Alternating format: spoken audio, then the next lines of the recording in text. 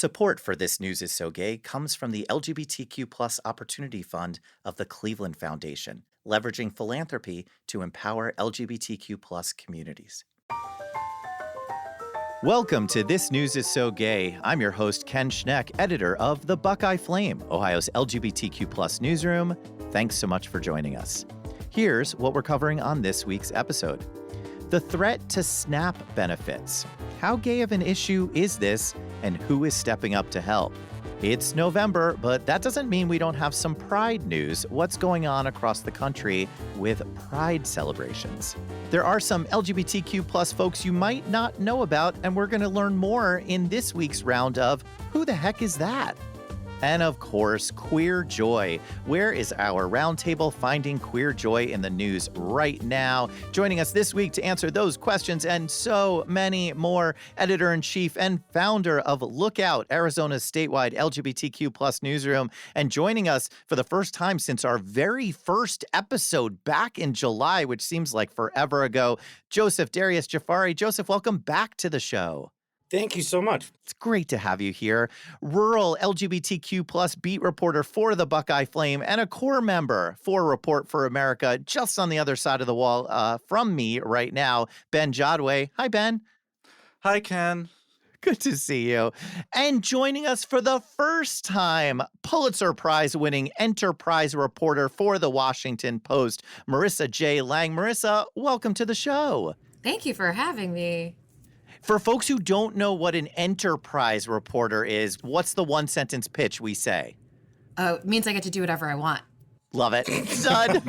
I feel like we should just end the show right there, but we're not going to because our LGBTQ plus reporters roundtable is now assembled. So let's dive in. So the government is not shut down anymore, but there are still a ton of effects that those 40 plus days of shutdown caused.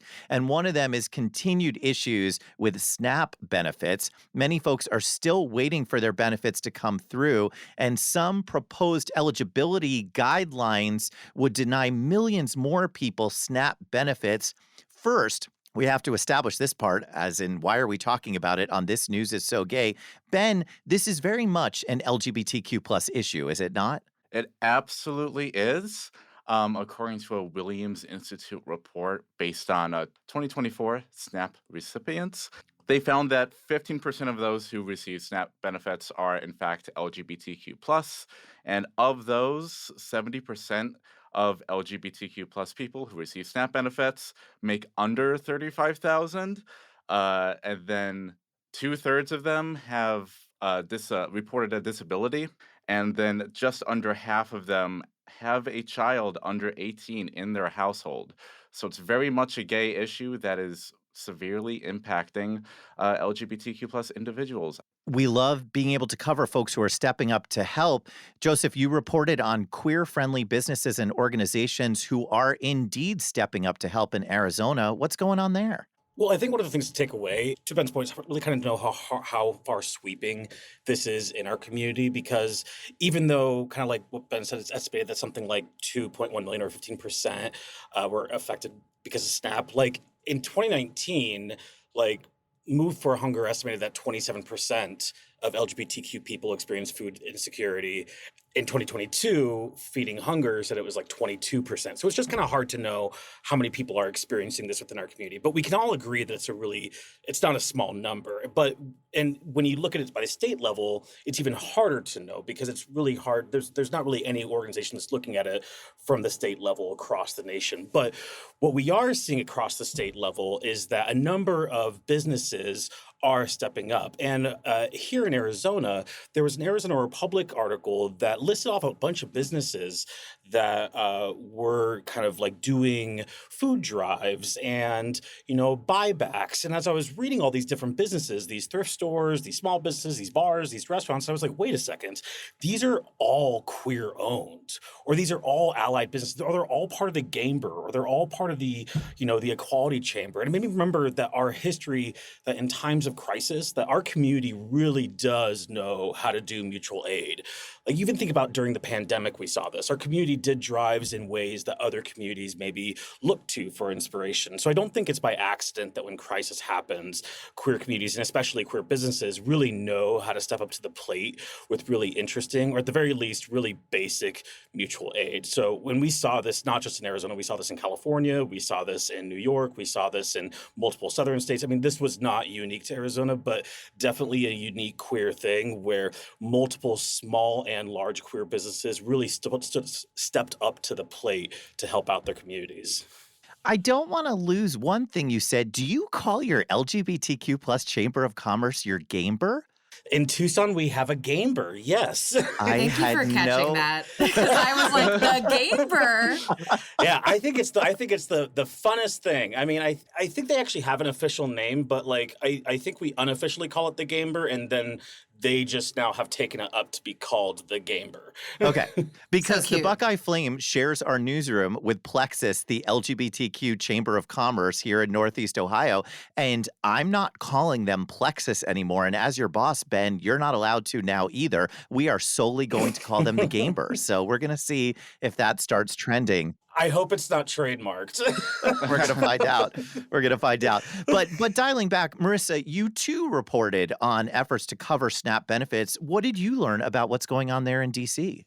So here in the nation's capital, we have this kind of compounding problem happening, right? As everybody knows, there's been tons of cuts to government worker jobs. There was obviously the government shutdown where many government workers have been furloughed for weeks and weeks and weeks. We had people going without paychecks. We've had contractors and folks who work for USAID affiliated nonprofits and NGOs losing their jobs. So it's been a really tough time economically in our region. And to tie it to the LGBTQ plus community, obviously the federal government has been doing a big crackdown on what they consider to be diversity and equity programs. So that affects a lot of folks who work in these spaces, who work in roles or jobs or organizations that are considered quote unquote diversity based. And those folks are already in kind of dire economic straits. And they were before SNAP benefits got interrupted. So when you had the SNAP benefits get cut as part of this government shutdown, we were looking at more than 1.5 million people in the DC region who were going to be affected by that. And that is not counting, as I mentioned, these folks who previously had already been either turning to SNAP to supplement perhaps increased pressure on their household income, or who were just having a harder time finding work, finding a job, filling in those gaps. And I talked to a number of food banks and other nonprofits in the region to try to figure out like what was being done to try to get families support. And the fact is, it's really hard to make up for benefits that SNAP provides because it's just so many. And food banks told me that, they could try to get as much food as they could for these families, and they just cannot fill the gap. Like for every meal that a food bank can provide, SNAP benefits provides many-fold that number. Yeah. And their efforts in journalism, too, to support folks who are facing food insecurity. I want to give a shout out to our siblings over at the Athens County Independent down in Southern Ohio, because I was reading about how they gave free advertising space to local food banks so that they could get the message out there more. So a lot more work to be done, and we will keep our eyes on that. Well, even though, yes, it is November, it is never too early for some Pride news. So let's talk about some Pride developments. Marissa, I am so excited to start with you because I have shared this article of yours so many flippin' times, and I'm excited I get to actually chat with you about it. Back in June, you spoke with 3 LGBTQ plus pioneers about, well, first, I thought it was about their fears, but then it kind of turned into their real lack of fears. What did you learn from talking to those folks? Sure. So I had the great privilege of hanging out with these elders who were all pioneers, as you mentioned, that were really seminal in the fights for LGBTQ plus rights over the last many decades, starting with Paul Kunstler, who is, as far as we know, the sole surviving participant of the very, very first gay rights protest in DC, which was in 1965. And he protested with a number of gay and lesbian activists at the time in front front of the White House, which in the 60s was sort of unheard of. They talked to me a little bit about their fears and their concerns with some of the posturing by the Trump administration to roll back rights or to target trans individuals or gender equality and things like that. But they also really reminded me, and talking to them reminded me of the fact that history is long and things might seem really dire, but I think when you've lived through hard times and you've lived through a time when being out and gay was so dangerous, or when you lived through the worst parts of the AIDS crisis when it was a death sentence for a lot of people, or you've lived through watching your friends and family fire people, shun people, discommunicate people basically for being queer, they kind of look at this moment as another challenge rather than a devastating blow. And the three pioneers who I talked to are all very much still in the fight in different ways, even though the oldest among them are in their 80s. And so, yeah, they're just incredible and inspirational. And it was so much fun to talk to them. That came across. And all four of us are used to speaking with folks who give us more content than we can fit in an article. But I am convinced, Marissa, for that piece, they gave you astronomically more content than you were able to Oh, they fit in. did. Yeah, it was endless amounts of just wonderful quotes. Eva Freund, who is our elder lesbian statesman in the piece, she is just the most quotable woman, and she curses like a sailor. She was in the Navy.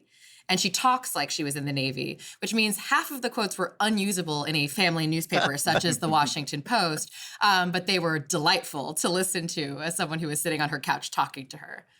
I wonder Amazing. how cool that must be to just sit in and have those conversations and just be able to talk to your elders on a one-on-one basis like that. That must be just so cool because we don't get that very often anymore. You don't get to sit down in a bar and just have those cross-generational conversations to Right. learn about your history like that so much anymore. That's really cool. Absolutely. And I think with queer folks too, there's a big gap in having elders because so many folks did die in the 80s and 90s. I think that there is a real lack of that history and generational knowledge to some degree. So when you can find people who have lived those lives and have that experience and just talk to them about their life story, I find it so enriching and so beautiful. So it was great to be able to do that. And we also, in addition to my piece, which I'm really grateful you've been sharing it around, Ken, we did do a podcast episode of Post Reports where you actually could hear them in their own voices. And I think that is just such a great listen for anyone, anytime. So cool. So cool. Does that have the full sailor mouth? I don't think we included any of her real spicy quotes, but there might be one or two in there. I mean, honestly, it was hard to find one. Okay. Without Eva's great though. She lives in a retirement community now in Northern Virginia, and she is an activist there, and had a little pride parade for her and the other LGBTQ folks who live there, and gave everyone rainbow flags to put up outside their door, and has a lot to say about the new administration. She's very, very passionate about immigrant rights. These folks are very much still in it. Paul goes to every No Kings protest with a sign. Amazing. So these are not elders who are just sitting back and watching things happen. They're still very much a part of it. That's so cool. Love it. Everyone has to check out that piece. Joseph, turning back to Arizona, some developments with Tucson, which I have to tell you, I love Tucson. I love going to Tucson. I've never been to Tucson Pride, but I understand some developments with Tucson Pride. Tucson is a really cool place. I argue it's probably the coolest city in Arizona, but the things to do are in Phoenix. But Tucson is the oldest pride parade in Arizona, and it actually got pushed back this year, which a lot of us are kind of looking as writing on the wall to see what is going on with a lot of different pride parades across the country. You saw earlier this year that a number of different corporate sponsors kind of backed out of different pride parades. I'm off the top of my dome, Seattle, New York, just a number of different pride parades just lost thousands and thousands of dollars in corporate funding. And Tucson Pride didn't necessarily lose corporate funding, but they already started with a big deficit in debt this year. Last year, there was a heat wave, so they had a number of people who just didn't show up to Tucson Pride. And keep in mind, our Pride festivals consistently change every single year because of our heat waves. I mean, you think about Phoenix Pride, it used to be in April, then it went to October, then it was November, then now it's like officially in October because we just can't figure out a time when people just won't keep dropping from the heat because even in April it's 100 degrees. And, in November last year during Tucson Pride, it was like people were still dropping from the heat. So, I mean, there's just no good time to do it here except in February. All that to say is that they've now pushed it back to February this year, but they won't say it's canceled. But now with new leadership changes and with financial problems, we're still kind of like on the brink of like, is it going to continue? We just don't know, which is kind of a scary place for a lot of Tucsonans because, again, it's the oldest Pride parade in Arizona and one of the oldest in the country. Wow. Wait, so they haven't had one yet this year. They were going to have it. So if they push it to February, no 2025 Pride in Tucson. Correct. Wow. Keeping our eyes on that. And here in Ohio, Ben, I know we talk about this quite a bit. So we have this proposed drag ban that threatens the very look of Pride celebrations. Technically, they're not calling it a drag ban. It's some sort of obscenity law. As these hearings start to move forward, some surprising folks are testifying in favor of the bans. Ben, what have you been learning? So, looking through the proponent testimony, which is people who are supporting the bill, there were a couple local elected officials in rural Ohio that stood out. Two in particular. One was the mayor of Greenville, Ohio, whose name is Jeff Whitaker, who submitted a letter in support of the drag ban, in which he called those who violate it, because this is under like the Ohio's like Indecent Exposure Act that would categorize any drag in a public place that's not an adult cabaret as indecent exposure. So he said anyone who would violate such a law are, quote, degenerates. So the board president of the county's LGBTQ plus community center went to city council and was like, hey, who wrote this? It does have Jeff Whitaker on it. It's like right there. But who wrote this and why do they like what do they mean when they say degenerates? Yeah. And the city council was like, what letter? And then he was like, the letter that it seems like the mayor wrote. And the council was like, the mayor wrote a letter? And the mayor did not speak at all during the meeting. The local newspaper there said that he didn't admit that he was the writer of the letter until after the meeting. The letter he signed. The letter he signed. Yeah, okay, just yes. checking. That spurred a protest about 2 weekends later Yeah. by some local residents. He also was not alone in doing this. For some reason, another elected official, the Butler County auditor, felt like she had to weigh in. And all these people would say, as an elected official, like as my position. So they're all positing their opinion as like being an expert because they're elected. I don't know why an auditor who just does like taxes would feel strongly about this and what she's representing, but she did submit something which was, again, in favor of this drag ban. But maybe most surprisingly was there were two people who we were expecting would send them in, the mayor of Salina and the council president, who cited this 2023 video of Salina Pride that had a drag performer doing moves that involved like high kicks, some splits, nothing too crazy, but it was all like edited to feel very dangerous. So I decided, hey, I'm going to look at the Salina High School cheer showcase from 2025. What moves do they use? They were very, very similar enough that two colleagues of mine watched the video and went, oh, as some of these people performed. So it was very interesting what they're using to support this, and none of them got back to me for comment, but all the local pride organizations were commented that a lot of the stuff they said about these local pride celebrations, their drag performances, were a little deceptive or not the whole truth. But yeah, so that surprised a lot of people. and we'll see what happens with the drag ban. And we will just highlight, in I'm sure a total coincidence, the president of the Salina City Council, also the brother in law of the state representative who proposed the drag ban. I'm sure those have Yes. nothing to do with each other. And We'll don't look don't into forget that that she more. stood next to neo-Nazis. She did and protested her own community's pride. We're going to keep going here.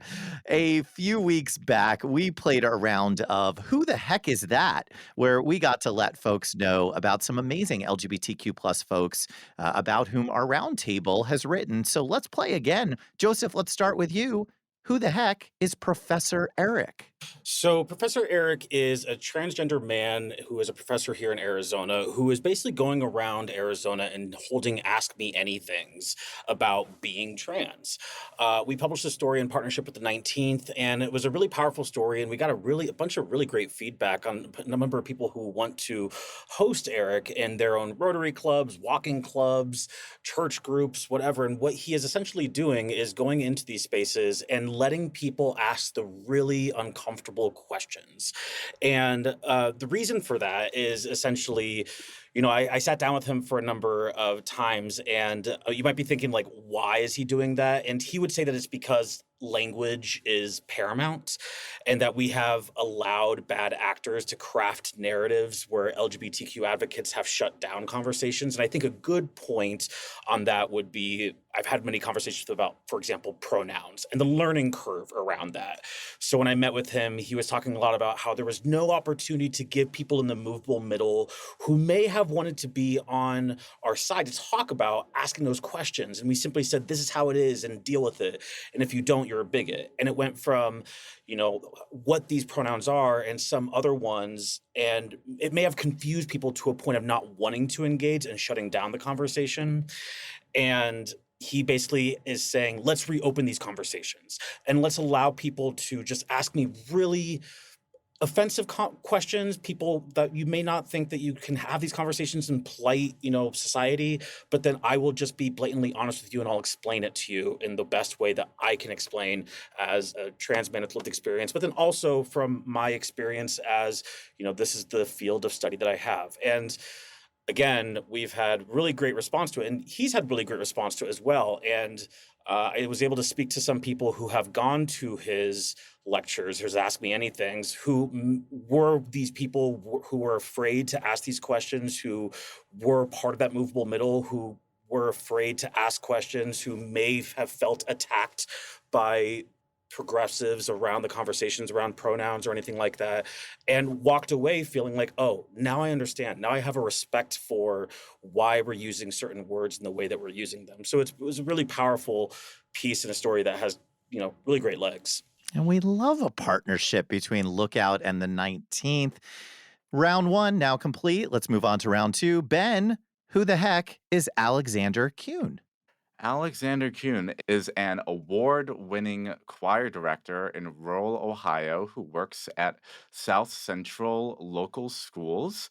He does 5 to 12 between a 5th and 12th grade choir, and he has won awards that the school district has never won before in their history, or at least their recent history. He is quite amazing at this, but ever since he was hired, there has been scrutiny around him. One, before he was hired, he shared a post on Facebook from Sonic Temple, the music festival, that read, "It's Limp Bizkit coming to fuck up your town." It was just a promotional thing, which was apparently terrible. And the second and most notable thing is that he is engaged to a transgender man. This led a lot of public comment to be against him, saying that, they never thought they would have to deal with this in these schools. And there were two petitions circulating. One was an online petition in support of Kuhn. And I talked to a parent who was big in going to these board meetings and talking with people and educating them. Because a lot of people who signed the petition against Kuhn didn't even know that this was just over his engagement. They thought it was something else. But as the parent said, no, it's just because he's married to a trans man. A lot of these people were like, wow, why are we doing this? Why? I don't care. We're winning awards. During all of this, throughout the whole school year and up until the end, where they do eventually renew his contract, it does end While for him, he's still employed. 3 board members dropped out over time. 2 seemingly cited the atmosphere of this public comment and this scrutiny. And one of the board members who did not resign, and I believe is still on the board, there was a text message chain between him and some constituent, someone in the district, who asked, why don't you just eliminate the choir director position like we did to the ag teacher one year that you really didn't like? Because that way, if you just eliminate the position, you're not firing Kuhn. You just got rid of the position, so you don't trigger a discrimination clause. And the board member was seemingly amicable to it. He didn't say full-on yes to it, but said basically that's open for a possibility. That's an option we have, which would be really Bad. Let's just say bad. Yeah. really bad, which is why after the story was published, I found out in September one of the former board president alleged that they violated their board ethics. And this is all Alexander Kuhn, who throughout this whole year of being scrutinized, he's had to call his union representative to say, hey, you cannot name me in public comment. This is in our contract. He's doing all of this and winning awards for these kids who just seem to love him. Round 2 done. For our final round, Marissa J. Lang, I am pivoting from the who to the what. So what the heck is the Hershey bar? Another piece I really loved, Marissa. Thanks, Ken. It's so funny you ask about the Hershey bar because that was a long time ago. And I went deep into the Marissa Lang archives. Apparently. I don't know what the rest of you do on Sundays, but that's what I do. You said, what the heck is the Hershey bar? And I was like, what is the Hershey bar? No, it was one of the longest running lesbian bars on the East Coast before its untimely closure in 2018. So that's an indication of how long it has been since I wrote about the Hershey bar, because I did a piece about its closure and how the city of Norfolk, where it was based, was replacing it with a dog park. But, what I think is significant about the Hershey bar is yes, before it was forced to close, it was one of the longest running lesbian bars on the East Coast. But famously, lesbian bars are sort of a dying breed all over the country. And so when you have these historic places shut down for various reasons, among them gentrification, it really hits the community. But I will note the next closest lesbian bar to Norfolk, Virginia is still running in Richmond, and they have been around since the 70s. So that's also quite an institution. And we happen to have 2 in DC, I just want to say.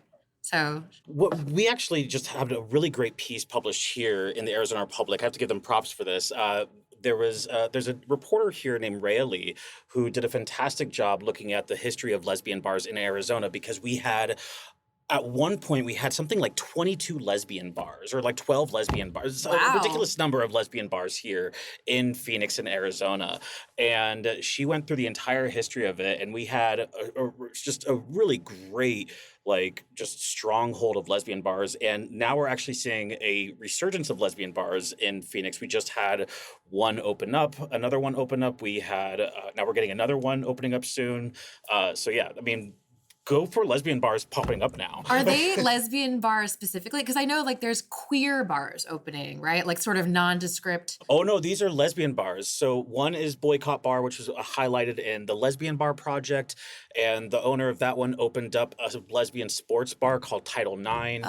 Then now there is another one opening up soon. We don't really have a lot of details around it, but odds are that we are hearing that's going to be opening up in 2026, another lesbian bar more downtown. I love that. I'm so excited about this trend toward lesbian sports bars. There's a new one in Philadelphia that I really want to go to. Yes, I want to go to it so bad. Yeah. We have discussed that on this show, so people have to tune in. Jason Villamez, who's often on the show. Yeah, that's incredible. And especially, we talked about this yesterday because the Buckeye Flame team all went to an NBA game to go see the Cavaliers yesterday. And a big part of that is because we are getting a new WNBA team I here. know, And it's so been exciting. so incredible. We have to call it the MNBA. We do. I call it the MNBA all the time, actually. I'm like, do you guys know they let men play basketball? It's crazy. And also, I just have to say that I went to my first WNBA game and not too long ago, and it was the most wild, fun time I've ever so experienced. It was a Mercury excited. game, and it was so much fun. I The Merc were so good this year. sure, I don't know, but like it was Okay, rude. but like fine. I mean, it was my first time. Like I'm not a sports gay, and so but like my very good friend took me to it, and it was fantastic. There was so much noise and spectacular. There was glitter. People rushed the court. There was a train. It was my ADHD brain was an overload. It was beautiful. It was amazing. I'm excited. Well, I'm a lifelong Liberty fan, so I'm not a sports gay either, and you are hyping this up for me. I gotta Telling you. I also, just as a programming note, I want to remind our listeners that I am at Edda Coffee Shop on Sunday mornings on 25th and Lorraine, and that's where we gather together to read old Marissa J. Lang pieces. So if folks want to join me, that's what we do on that's Sunday so mornings. fun. I love having a dedicated reading room. That's great. Yeah, you're not welcome, Marissa. This is for us to talk about you. But for right now, you are listening to This News is So Gay. I'm your host, Ken Schneck from the Buckeye Flame. Joining me this week, Joseph Darius Jaafari from Lookout, Ben Jodway from the Buckeye Flame, and Marissa J. Lang from the Washington Post. Well, it is that time of the show, folks. It is time for Glitter Bomb. This is where our roundtable shares stories of queer joy that they are seeing covered out there in the news. So let's set off a glitter bomb. Ben, let's start with you. What story of queer joy did you see in the news that you want to amplify? So Sarah McBride has announced a bipartisan bill that would allow the U.S. government to punish, basically, foreign actors who would discriminate against LGBTQ plus people, specifically like really awful, like torture, like all of this stuff happening. And it's bipartisan and would include stuff like not being able to actually travel to the U.S., imposing some like sanctions. I don't know everything on it. I don't know if it's more symbolic and wouldn't do quite as much. But the fact that this is bipartisan was really interesting to me. And I feel like that's a little bit of queer joy. I'm here for it. That's awesome. Marissa J. Lang, what story of queer joy did you see out there in the world that you want to amplify? Can I talk about two, actually? Can I do go a for double? it. Okay, so I'm going to continue being the sports gay of this panel, since Here apparently for it. that is my role. The National Women's Soccer League Championships happened over the weekend, and this is a little bittersweet because I am a Washington Spirit fan here in DC. The Spirit lost to Gotham FC, which is the New York team, but that is queer joy. Like, Gotham FC was an underdog for the whole postseason. Women's soccer is very queer. One of the leading scorers on Gotham FC is Esther Gonzalez, and she is an out player. There is an engaged couple on the team. This is also why women's sports is amazing, because you get sort of the interpersonal drama along with the sports drama. Everybody go watch women's sports. But yeah, that is bringing a lot of people queer joy, I think, and kudos to Gotham and their fans. But the other bit of queer joy I wanted to share is actually a story that I worked on recently here in DC. It is not explicitly queer, but it is about young people. And as we know, Gen Z is the gayest generation. I think there are estimates that like up to 30% of Gen Z identify as LGBTQ plus. Wait, can you pause 1 second? Because I want you to know that I know what story you're about to talk about, and I looked for a way to get it into the show, and I couldn't figure it out. So I am thrilled right now. Go. Fantastic. Okay, so I did a story about DC's native music, which for those of you who don't know is called go-go. And go-go is great. Go-go is like this very high energy, funky, jazzy music that it is impossible to feel bad when you're listening to go-go. There are bongos, there are timbales. It's just like a beat that you can move to. And go-go has been sort of an aging genre in DC. Its heyday was really in like the 80s, the 90s, the early aughts. The big names of the genre are all getting kind of old, hate to say it. And there's been a big generation gap. And so I have recently been turned on to some youth bands that are starting in DC. And these are kids who are as young as like 11 years old, and they're forming these go-go groups, and they're playing in public schools, they're playing in community centers. And over the weekend, there was just this youth battle of the bands, which is the first of its kind. And so I got to spend some time with with these go-go bands and watch them play and hear them do some crazy things like turn Beethoven's Fifth Symphony into a go-go groove. And it was so fun. And like, it brought me a lot of joy to witness and to report on. And so, yeah, if y'all want some just like young people joy, but also I think natively that means queer joy, please check out our story, which also has video, and you can listen to these kids play. And it's so great. It's impossible to be sad when there are bongos going, as one of these kids said to me. So It's a proven fact. I kept wanting the story to end with, and then Belinda Carlisle showed up. That was the Go-Go's tie-in that I wanted. amazing. It didn't happen, but it was an amazing story. And I'm thrilled that you brought it up this Thank week. you.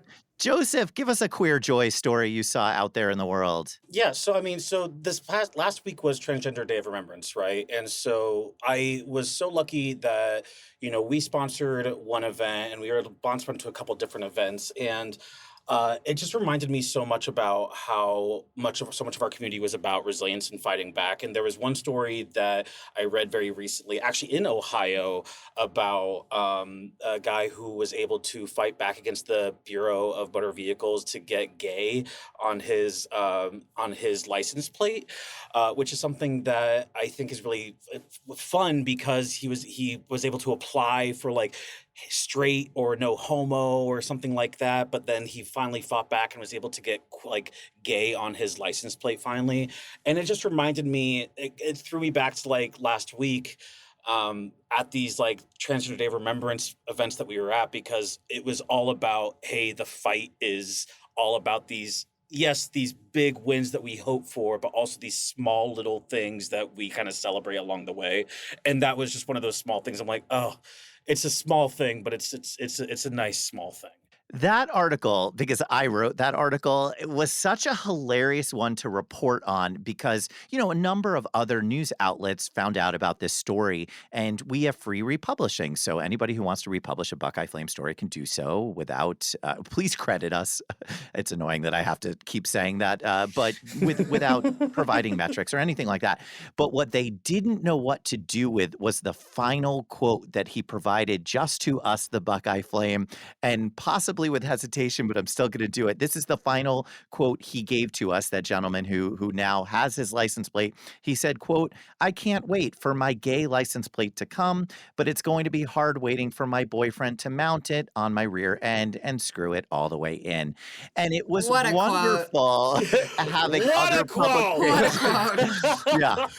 Ken, if you were not going to mention that quote, I was going to hijack the show and make you say it. Because I'm like, all right, let's see if other publications reprint that one. So that was a fun Cars. little We're talking moment. about cars, everyone. It's Cars. fine. Oh, are we? Anyway, so we certainly, as we wrap up, want to hear what all of you are working on. Joseph, what are you working on there at Lookout? So we are ending our year by, we are wrapping up our year-end series looking at HIV inside of ICE detention facilities and seeing exactly how many people have been denied their medications, but also died of the virus inside of facilities here in Arizona, but across the nation. So expect that to be in the ether sometime, hopefully at the end of the year for award season.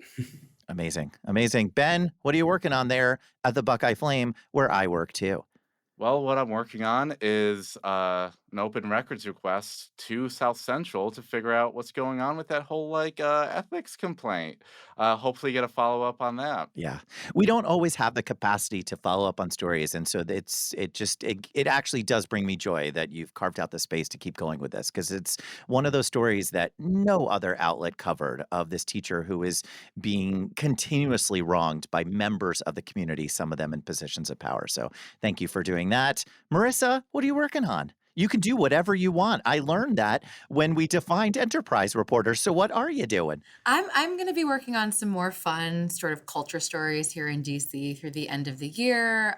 There might be some more go-go coverage, so stay tuned for that.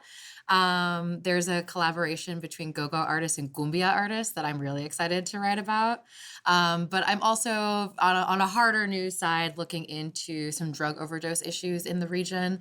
This is actually a story that I started looking into and poking around because when I was at World Pride, there were a number of overdoses that happened, and we're looking into what exactly is going on, what the new street drugs are doing, and how it's so hard for paramedics to stay on top of them. Such important work. Well, my friends, that is all the time that we have for this week's episode of This News is So Gay. I want to, of course, thank our roundtable, Joseph Darius Jaafari from Lookout. Joseph, please stay cool there in Arizona, and please keep doing what you're doing. Thank you so much. Ben Jodway, I'll give you a ride back to the newsroom if you want one. I can walk. It's okay. It's only Okay. like, what, 5 miles? Yeah, I'll drive you. Thanks for doing this, Ben. And Marissa J. Lang joining us for the first time, and I hope not the last time. Thank you for all the work you're putting out there in the world. Thanks, Ken. I'd love to come back. And if you want a guest appearance at your reading room, let me know. We'll see. I got to check with the group first.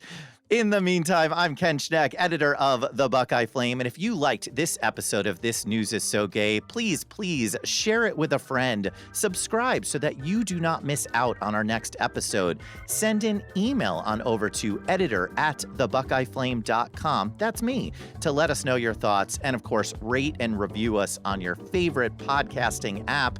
This News is So Gay is a product of the Buckeye Flame, a nonprofit newsroom. Become a recurring donor today for as little as $12.50 a month, which truly enables programming like this. And it's Newsmatch right now, so all of the donations are doubled until the end of the year, which makes a huge difference for a scrappy queer nonprofit like us. But in the meantime, please read LGBTQ+ news, share the stories of LGBTQ+ reporters, and support the work of LGBTQ+ newsrooms. Until next week, friends.